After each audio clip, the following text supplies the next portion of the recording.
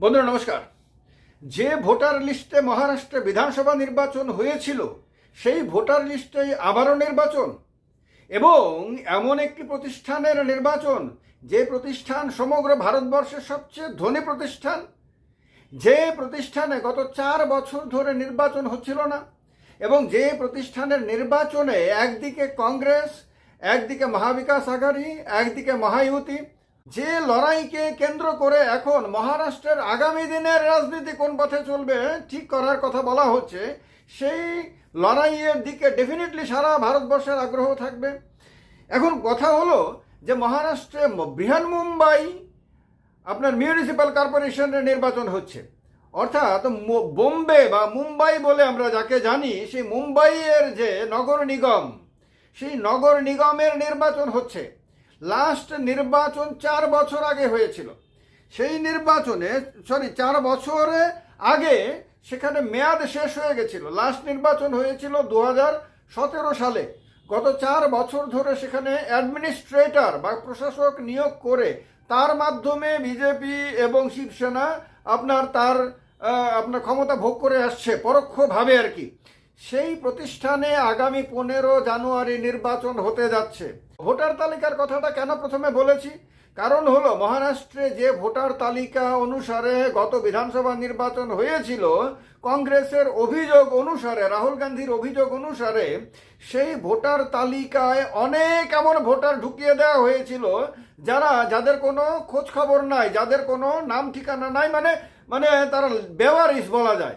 বেওয়ারিশ নাম ঢুকিয়ে সেখানে হিসেবটা গোলমাল করে দিয়ে সেই বেওয়ারিশ ভোটারের মাধ্যমে সেখানে ইলেকশনে জিতেছিল বিজেপি এবং তার সহযোগী দলগুলো। এটা কংগ্রেসের শুরু থেকে অভিযোগ তারা করে আসছে।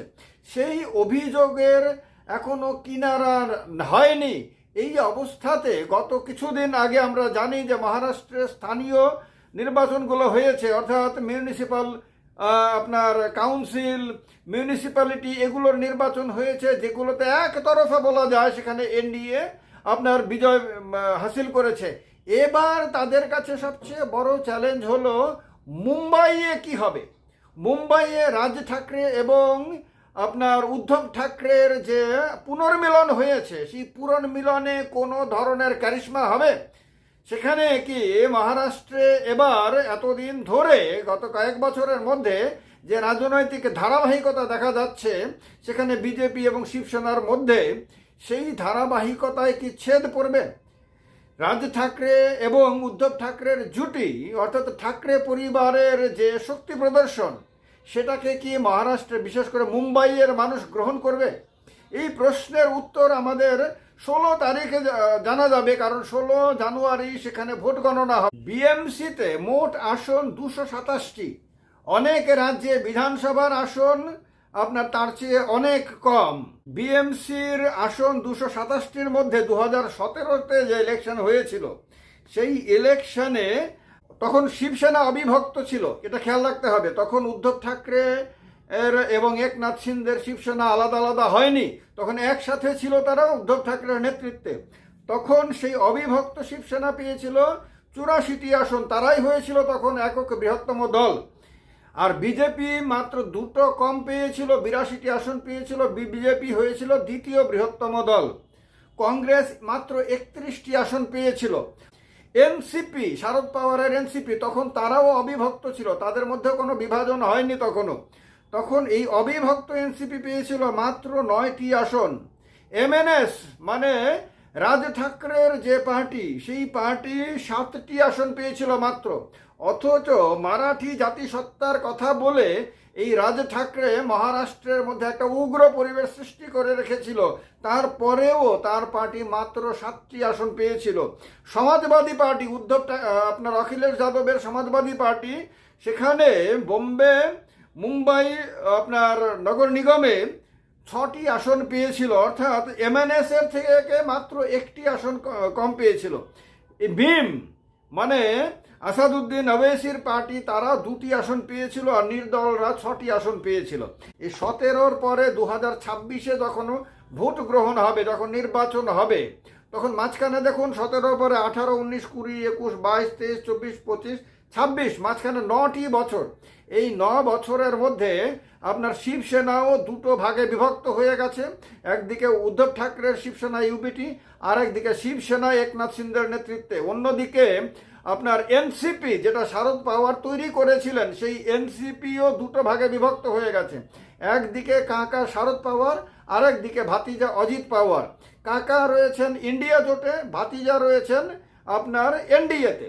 ওদিকে উদ্ধব ঠাকরের পার্টি রয়েছে, মানে এক ভাই রয়েছে আপনার ইন্ডিয়া জোটে, আরেক ভাই এতদিন ইন্ডিয়া জোটেও ছিলেন না, এনডিএতেও ছিলেন না। কিন্তু তিনি ইন্ডিয়া জোটে আসবেন কি না সেটা এখনো পর্যন্ত নিশ্চিত না, কারণ রাজ ঠাকরের সঙ্গে উদ্ধব ঠাকরের পুনর্মিলনের কারণে এবং তারা ঐক্যবদ্ধ হয়ে বিএমসি ইলেকশনে লড়াই করার কারণে কংগ্রেস তাদের সঙ্গে জোট করেনি। কংগ্রেস পরিষ্কার বলে দিয়েছে যে রাজ ঠাকরের যে উত্তর ভারতীয়দের বিরুদ্ধে বিষোদ্গার, তিনি বারবার মহারাষ্ট্রে উত্তর ভারতীয়দের টার্গেট করেছেন, তাদেরকে নানানভাবে অপমান করেছেন, সেইগুলোকে কংগ্রেস কোনোভাবেই মেনে নেবে না। তার কারণে কংগ্রেস আলাদা করে লড়াই করছে।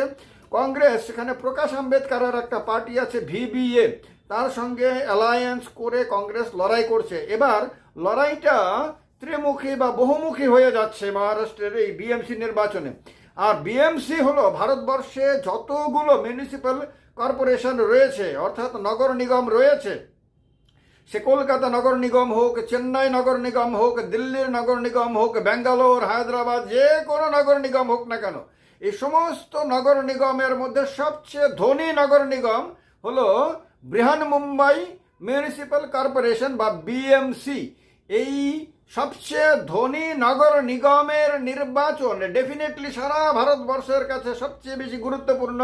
কোনো দল চাইবে না যে বিএমসির নির্বাচনে তারা বিন্দুমাত্র অবহেলা করে তারা হেরে যাক, কারণ বিএমসির দখল নেওয়া মানে একটা রাজ্য সরকারের দখল নেওয়ার মতন।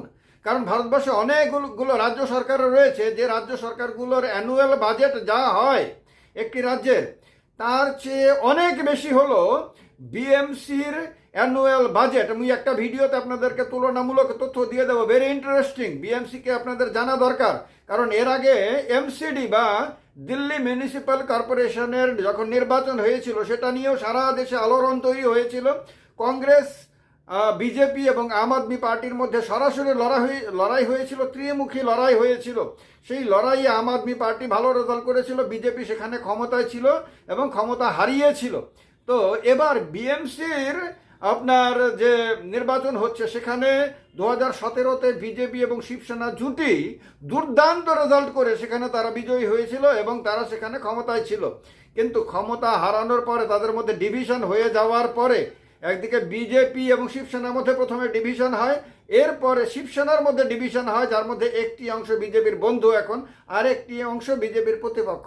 এবার পরিস্থিতি চেঞ্জ হয়ে গেছে। এই নতুন পরিস্থিতিতে সেখানে যে নির্বাচন হবে, সেই নির্বাচনে যদি ধরুন একবার সেখানে ইন্ডিয়া অ্যালায়েন্স তো এখানে আর কাজ করছে না, সেখানে যদি রাজ ঠাকরে এবং উদ্ধব ঠাকরের জুটি যদি সেখানে ক্লিক করে ফেলে, যদি তারা তাদের গ্ল্যামারে আপনার মহারাষ্ট্রের মানুষের মধ্যে, বিশেষ মানে বোম্বের মানুষের মধ্যে প্রভাব ফেলে দিতে পারে এবং তারা যদি সেখানে ভালো রেজাল্ট করে বিএমসির দখল নিয়ে নিতে পারে, তাহলে কিন্তু মহারাষ্ট্রের রাজনীতি, রাজ্য রাজনীতি ভিন্ন দিশায় বইতে বাধ্য।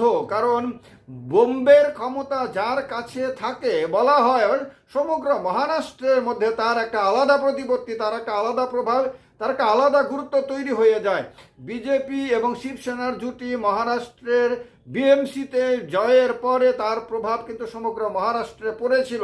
তো সুতরাং এবার রাজ ঠাকরে এবং উদ্ধব ঠাকরে দীর্ঘদিন পরে দুই ভাই হাতে হাত মিলিয়ে গলাগলি করে মানুষের সামনে এসে বোম্বের যুব সমাজের মধ্যে প্রাথমিকভাবে যে আলোড়ন তৈরি করতে পেরেছে, যে আপনার উৎসাহ উদ্দীপনা তৈরি করতে পেরেছে, সেটা কি শেষ পর্যন্ত ভোটের বাক্স পর্যন্ত প্রতিফলিত হবে? সেটা কি শেষ পর্যন্ত তাদেরকে জেতাতে সক্ষম হবে? কারণ এই বিএমসি ইলেকশনের ভোটের হিসেবে নানান ধরনের আপনার অসামঞ্জস্য দেখা যাচ্ছে। তার কারণে এই প্রশ্নটা বড় প্রশ্ন হয়ে দেখা দিয়েছে, সেটা কি তারা পারবে সফল হতে? যদি পারে তাহলে এটা বিজেপির জন্য মহা দুশ্চিন্তার বিষয় হবে, যদি না পারে তাহলে এটা বিজেপির জন্য দারুণ খবর হবে। কোনটা হবে কি মনে হয় আপনাদের জানাবেন কমেন্ট বক্সে কমেন্ট করে। ভালো লাগলে লাইক করবেন, সঙ্গে থাকবেন, আর এই ভিডিওটাকে শেয়ার করে চ্যানেলটাকে সাবস্ক্রাইব না করে থাকলে সাবস্ক্রাইব করে সঙ্গে থাকবেন। জয় হিন্দ, বন্দে মাতরম।